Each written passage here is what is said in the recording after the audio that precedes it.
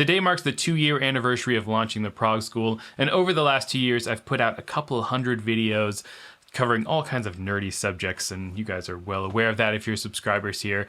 And the channel has grown quite a bit, maybe not as much as I originally anticipated, but I'm really proud of everything that I've put out and the community that's been built here. Thank you all so much for being engaging and commenting and your enthusiasm for these very nerdy subjects. And I have a lot more videos planned in 2023, so be on the lookout for that. But I thought for the 2-year anniversary, it would be really fun to do a top 10 album, my top 10 albums of all time. A couple of caveats here. These are my top 10 albums of all time. So these are albums that are super influential to me, especially as a musician, things that really pushed me forward into new styles of music, that pushed me further as a guitarist and as a composer, and things that have that sort of nostalgic vibe to me. Now, there's some newer albums in here too, and these are also just my top 10 albums at this given moment. So things are always subject to change. You know, I'll discover new bands or new music, or some older albums will kind of start to hit me a different way. But as of right now, these are my top 10 albums. Before I get into this list, please consider subscribing and hitting the bell notification. I'm trying to get to 5,000 subs here really soon. Once I do, I have a couple of announcements, and I'm getting pretty close. I think it's at 4,700 now. Now, I don't really care that much about the numbers. My main thing here is just sharing my knowledge. But of course, the more people that follow this channel, the more I can do that. If you want to help the channel out even more, I do have some links below in the video's description. You can pick up some of my original music. You can pick up tabs. I have backing tracks for sale. I have some producer packs available for sale. You can donate to me directly. There's some affiliate links. There's all kind of stuff down there if you want to help me out a little bit. And also consider if you really want to dive deep into these subjects, I do give individual private lessons. Now, these don't have to be a weekly thing. I do that. I have quite a few students that, take lessons from me every week.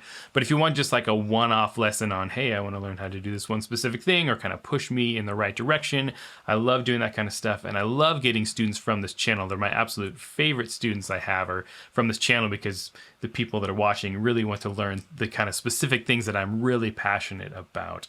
So I give lessons on guitar playing, on music production, mixing, composition. I do theory lessons on, rhythm and harmony, all the kind of stuff that I cover on this channel. So if you want to develop some of these skills a little more quickly, you can hit me up. I have my email down below, or you can write a comment, or you can DM me on Facebook or Instagram. Now to my top 10 list, and these are in no particular order. They're just the albums that are topping my list right now. And the first 5 are from the 5 most influential bands for me as a musician, especially in my formative years when I was 17 to 20 years old. And these are the bands that really pushed me in the direction I've gone as a musician. So I have one album from each of these bands on the list, starting with... First up is Train of Thought by Dream Theater.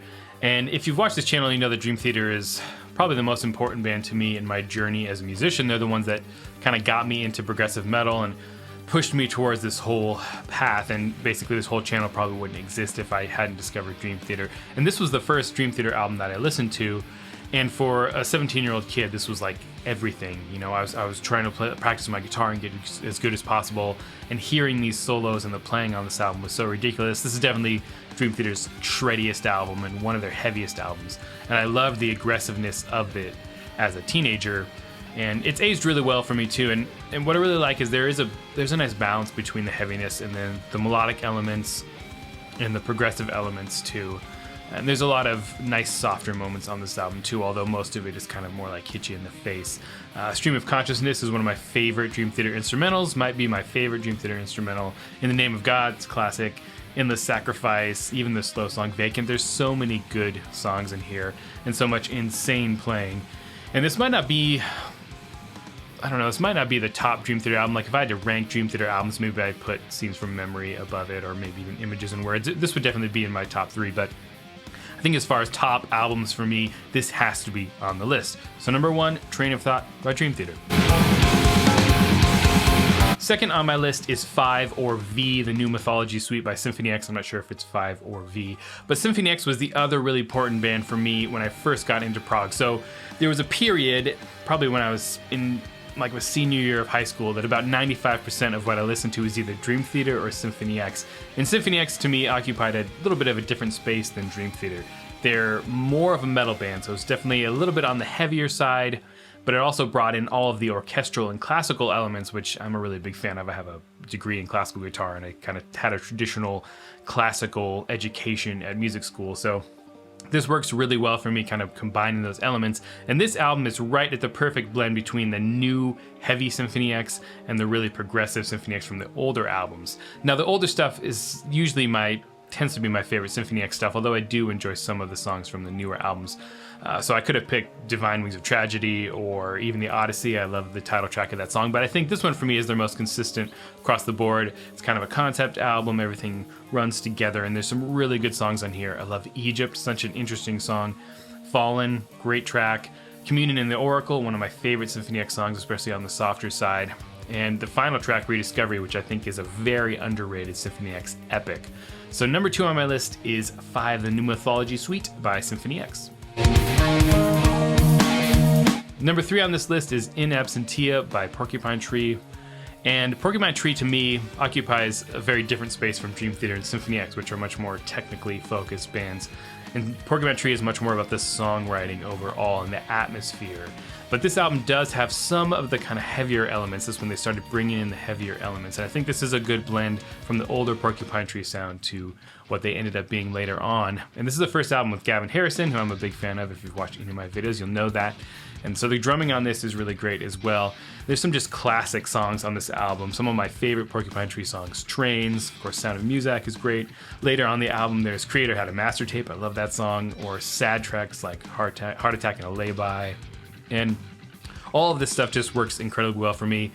I almost picked Fear of a Blank Planet to be in this list just because of the song Anesthetize, which is probably a top 10 song ever for me, and I think Porcupine Tree's best song. But the rest of that album isn't as strong, so I think this album is kind of the strongest overall from a songwriting perspective. And there's lots of interesting stuff happening. There's a really nice blend of rock and heaviness with just the good songwriting that Steven Wilson, of course, is amazing at. So number 3 is In Absentia by Porcupine Tree. Number 4 on this list is Hemispheres by Rush. If you know me, you know I'm a big Rush fan, and I've done a couple of videos on Rush on this channel. In fact, those are some of my biggest videos on the channel, so I should probably do a few more. But this is my favorite Rush album, and I talked about this in depth with my friend Gerald Dalebout, who does the Prog School podcast with me. We did a whole episode on Hemispheres. If you want my detailed thoughts on that, you can check out the episode. I'll link it below. But this is my favorite Rush album because I think it's their most progressive or the most prog-in. Of course, that works for me. I love the blending of some of the newer styles that Rush got into later with more keyboards and stuff, but still the really epics, long songs, crazy complex playing, weird type signatures, all that kind of stuff. But the songwriting is really good on this album.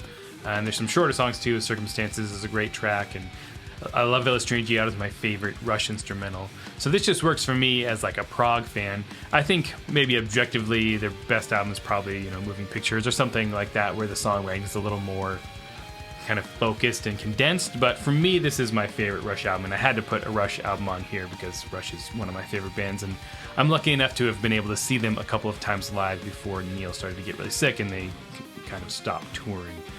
So number 4 on this list is Hemispheres by Rush. Number 5 on this list is Remedy Lane by Pain of Salvation. Now, Pain of Salvation for me kind of lives somewhere between the technical side of prog and the more ambient, kind of songwriting focused side of prog. So if there's Porcupine Tree and Dream Theater, stylistically, Pain of Salvation would live somewhere in the middle. Not that they sound anything like those other bands, because they don't. Pain of Salvation very much has its own sound, which is hard to describe without listening to it yourself. In fact, I did a whole analysis video on Fandango from this album. So if you want to kind of get an idea of some of the musical elements that make Pain of Salvation really unique, you can check out that video. I put a lot of time into that one. And Pain of Salvation to me is another band that was really important when I was younger. Kind of, in this different vein of prog, very much a kind of their own thing, but also has that technical element. There's some really insane playing on this album and really complex stuff, but there's also a real strong focus on songwriting. And Daniel's voice is so unique, and I think that's a big part of why I love Pain of Salvation. But just the songs in general are why I love this album so much, and it's got such a wonderful flow to it. Trace of Blood, it's maybe my favorite Pain of Salvation song. There's Fandango, of course, I love that track. Some of the slower songs like Heart of Mine or Undertow, which is painstakingly beautiful. Just so many interesting tracks on this album. and a really good album overall. Now, I almost put The Perfect Element in here too. That's my other Pain of Salvation album that I really like. But this is the one to me that I always go back to, especially the remixed version from 2016. They remixed the entire thing, and I feel like you can hear even more of everything that's going on in the remixed version. So number 5 on my list is Remedy Lane by Pain of Salvation. So those first 5 albums were by bands that were super influential to me in my earlier years, and these last 5 are ones that I've kind of grown to love more since then. Number 6 is Colors by Between the Buried and Me, and this should come as no surprise to anyone who watches this channel. I'm a huge BT Bam fan, and this is the album that got me into the more extreme side of metal. This is the album where I learned to enjoy harsh vocals, and I'm so glad that I did, because that opened up my ears to so much more music, and a lot of the things that I do now on the heavier side that wouldn't have happened if I didn't kind of fall in love with this album. Like, before I listened to this, I absolutely hated harsh vocals, and when I listened to this, the music was so interesting, and like the melodic sections and the rhythms, like everything was so cool and unique that I kind of forced myself to enjoy the harsh vocals just so I could get to those other parts of the album. And then over time I started to enjoy those vocals to the point where I was able to then branch out to other bands that did the same thing. But this is an incredibly important album in progressive metal in general, especially in modern progressive metal. And Between the Buried and Me is one of those bands that I don't think have a bad album in their catalog. Everything is really good, and this might not even be my favorite. If I had to list one now, that would be my favorite. Maybe The Great Misdirector, Parallax 2, or maybe even Colors 2. I think those are all on par with the first Colors, but there's something special about this album, and I think it would probably make a lot of people's top list if we're talking about like progressive metal fans. There's just so much this album has done, and there's so much that this album does right. It is chaotic. It's like controlled chaos. That's how I always think of Between the Buried and Me. It feels like it might just like explode at any point, but then it comes back to something that's really, really melodic. And the melodies on this album were beautiful. There's a lot of experimentation here. Obviously, there's a lot of different genres kind of put in here, and the playing, of course, is amazing. The arrangements are crazy and wild and long, but I think it all works together as a really nice whole. So number 6 on my list is Colors by Between the Buried and Me. Number 7 on this list is Wish You Were Here by Pink Floyd. This is another album I did a full podcast on, so if you want really detailed thoughts on this album, you can check that out. But I love Pink Floyd, one of my favorite old school prog bands. And I had to put a Pink Floyd album on here. They're just such an important band in prog in general, but to me specifically, this is music that, as I've aged, has gotten even better. You turn the lights off, just turn on Dark Side of the Moon or Wish You Were Here, and just enjoy the experience. And just the atmosphere of Pink Floyd in general is so good. And like, I think about the beginning of Shine On You Crazy Diamond, which is probably my favorite Pink Floyd song, and definitely my favorite song from this album. There's just an atmosphere that it creates right off the bat. Pink Floyd are so good at doing that. Like, the music's simple, but it's also really involved and layered and complex at the same time. And this side of prog I really love. Like, I love the crazy technical stuff, that's kind of what I write and kind of like my wheelhouse, but I think there's something special about this side of prog that's much more focused on just building atmosphere and focused on the songs and just the flow and the emotion of everything. So this is a really, really special album to me, and I love Dark Side of the Moon. I think it's the kind of the classic Pink Floyd album. This one is a little stronger in the songwriting realm, at least to me personally. I think there's not really like a weak part on this album at all. So number 7 for me is Wish You Were Here by Pink Floyd. Number 8 on this list is The Mountain by Haken. And if you know me, you know I'm a huge Haken fan. I've done a number of videos about Haken on this channel, and I've even interviewed Charlie Griffiths from Haken on the channel a few months back, which was really fun. But this album has always been my favorite Haken album. It was the first one I listened to. It's just such a special album to me. I was at a point in my life when I first listened to this where I wasn't doing a lot of music. I kind of had been in like a musical slump. I had a full-time day job. I wasn't really like pursuing my passion of music, and this album kind of sparked something in me when I first heard it, and I just played it over and over again. So much interesting stuff on this album. I love the sort of mixture of old school classic progressive metal that Haken does, like the Dream Theater style progressive metal, and the old school prog rock stuff, like the Gentle Giant influence and all that. I love that mixed with the modern heavier stuff. So there's 8-string guitars, there's kind of what quote unquote genty rhythms, and Haken does an incredible job of kind of blending that. It's like they're calling back to the older progressive rock and metal by also staying up to date on what's going on, currently in the scene. And Haken for me is kind of taken over that spot of, if I want quote unquote traditional sounding progressive metal, but with a little bit of a twist. Like, Haken's my go-to band now, and I really look forward to everything they put out. But I don't think anything will ever top the mountain for me. I think this is one that's kind of gonna always be there, I think, because it was such a special album to me when it came out. But so many great songs on this album. You've got Atlas Stone, which might be my favorite. Somebody, I love that as an ending track. Falling Back to Earth, that's another one. I saw them play that live, it was so good. And of course, The Cockroach King, which is such an interesting and unique track. So number 8 is The Mountain by Haken. Number 9 on this list is Erotic Cakes by Guthrie Govan, and this is an album that was most important to me as a guitar player, whereas a lot of these are more important to me kind of as a musician in general or as a songwriter. This one was specifically for guitar, and I kind of listened to this in 2006 when it came out, right when I was really kind of building up my chops, and this was such an inspirational album. I could hum every single solo from this album. I wore out the CD to the point where it skipped. It's just a special album to me. It kind of showed me what was possible on the guitar, and while the focus is really on the playing on this album and on Guthrie's playing, I think the songs are really good, and there's a lot of songs that I really enjoy listening to. I really love some of the later tracks like Slidey Boy. That one's really good. Even Fives or Ner, like, just so many interesting tracks on here. A lot of variety, of course, ridiculous playing by all of the members, and kind of, as someone who really enjoyed fusion too and instrumental guitars, kind of like blended, jazz fusion with some of the more guitar instrumental focused stuff like Satriani or Steve Vai. And it just worked really, really well for me. And if I want inspiration on guitar, I don't practice as much as I used to, but if I ever want inspiration on guitar, I can always come back to this album and be like, oh man, I gotta try to learn, that lick or whatever. So number 9 is Erotic Cakes by Guthrie Govan. Before I get to my last pick, here's a bunch of honorable mentions. These are albums that I really love but didn't quite make the list.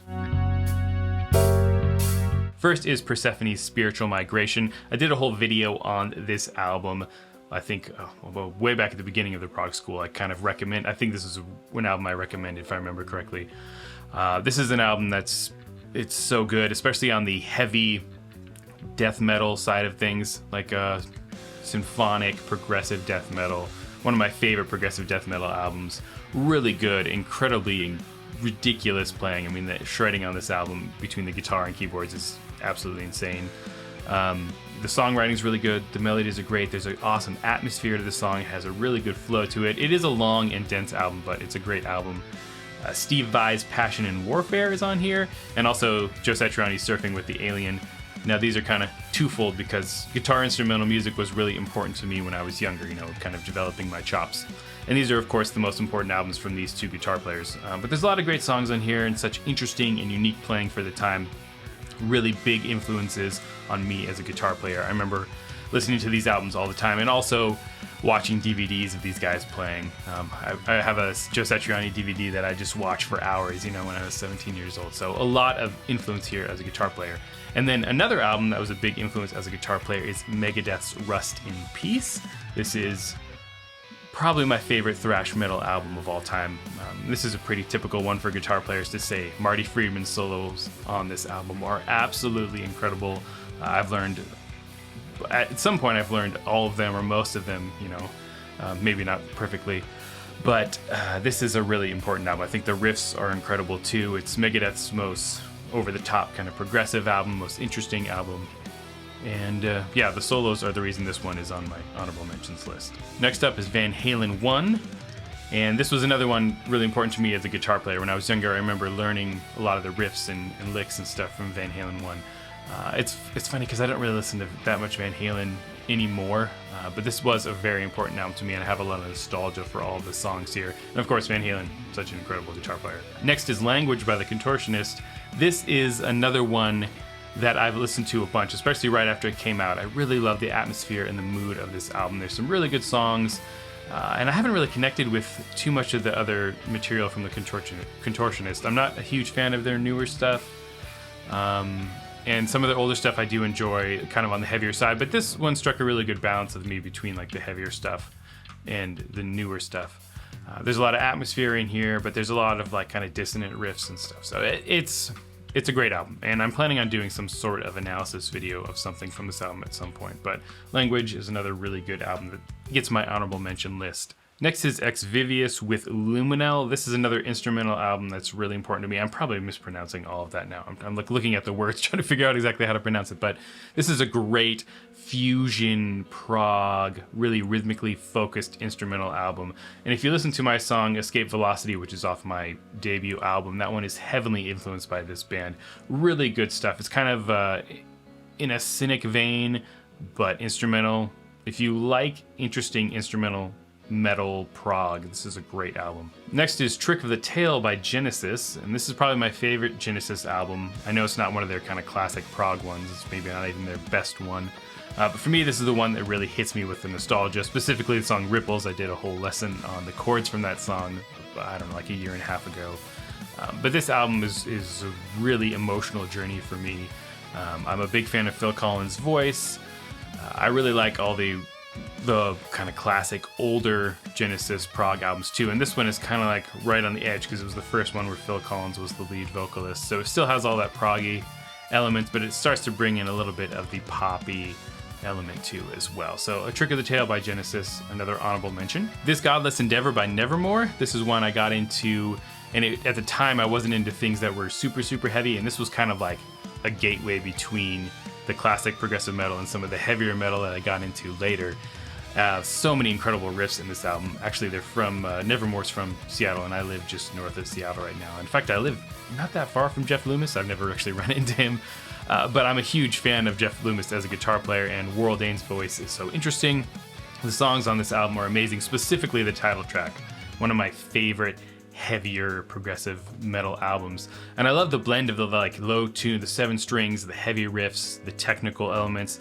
But then Warrell Dane's voice is not like he's not doing harsh vocals really. It's kind of somewhere between like singing and screaming sometimes, and such an interesting tone.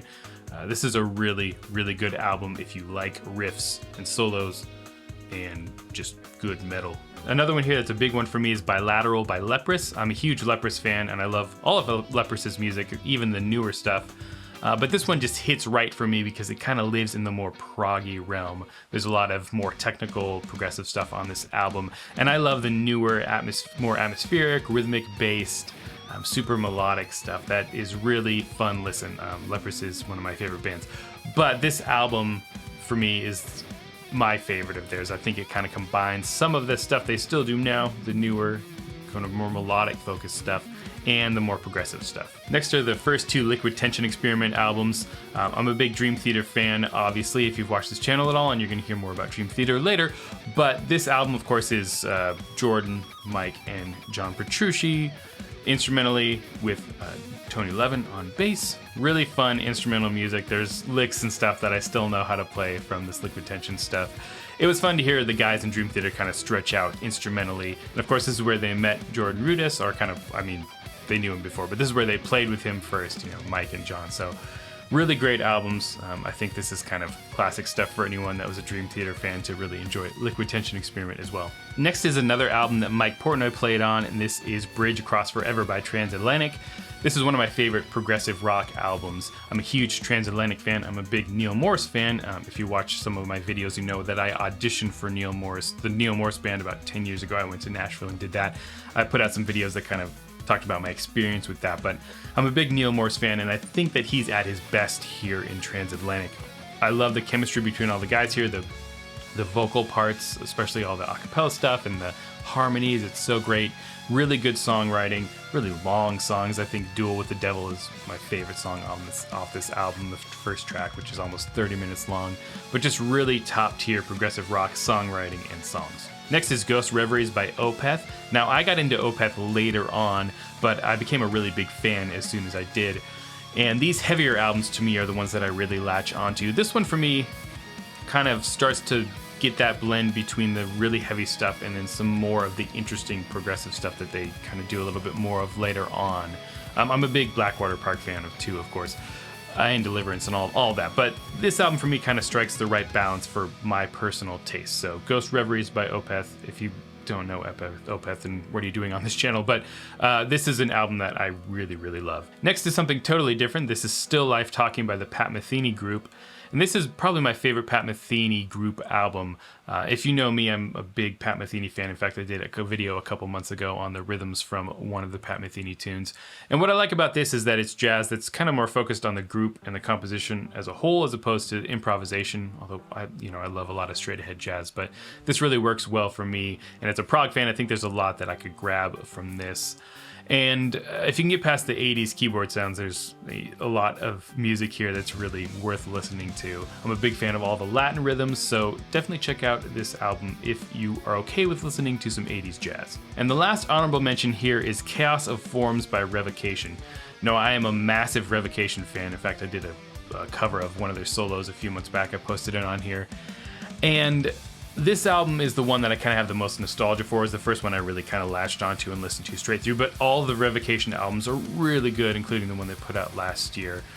If you want some super thrashy death metal, this is really good stuff. The guitar playing is incredible. Dave Davidson is one of my favorite metal guitarists, so any Revocation is worth checking out, but I just choose this album as my honorable mention because it's the one that has the most nostalgia for me. Alright, in the 10th and final spot on my top 10 list comes Act 5, Hymns with the Devil and Confessional by The Deer Hunter. Now, The Deer Hunter I got into really late. In fact, I got into The Deer Hunter in 2020. So this album, I mean, I love all the Deer Hunter albums, they're really important to me, but this album is extra important because I kind of got into it during the beginning of COVID. So when that was going on, I would take lots of daily walks just to get myself out of the house, and everything seemed really uncertain. And this was an album I put on because I'd been meaning to check out The Deer Hunter, and I instantly fell in love with it. And it kind of became my go-to album when I was walking or taking drives during that beginning period of COVID where things were kind of weird. And so this album is very special to me in that regard because it kind of helped get me through the beginning of that COVID era. All of the Deer Hunter's albums I got into them at that time. So I was late to the game, but I'm glad that I got onto the Deer Hunter train.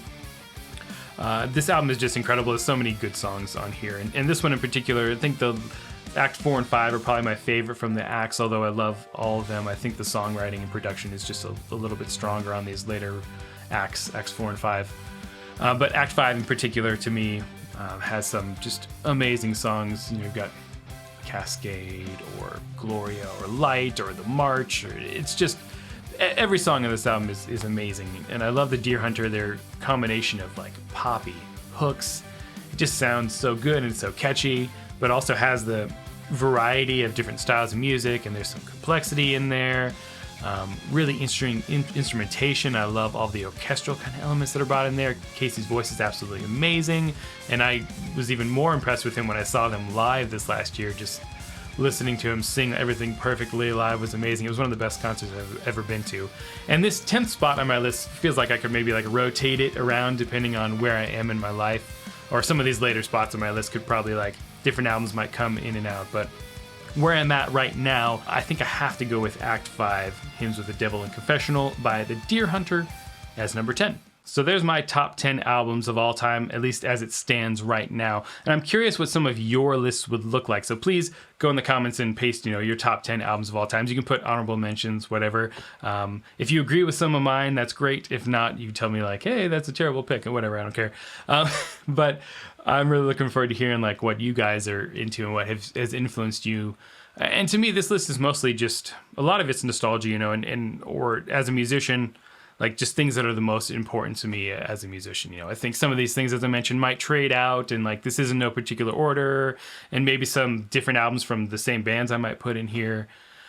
But as it stands, this is kind of where my list is currently, and at least gives you an idea of my influences and kind of where I'm coming from when I'm sharing my music and when I'm kind of talking about music in general. A lot of these albums were the things that kind of really got me in my formative years kind of through my journey as a musician. So I'm very curious to hear what you guys picked as some of your favorite albums. But if you enjoyed this video, please subscribe, hit the bell notification, all of that stuff. And stay tuned for lots of cool videos in 2023. And until next time, stay proggy.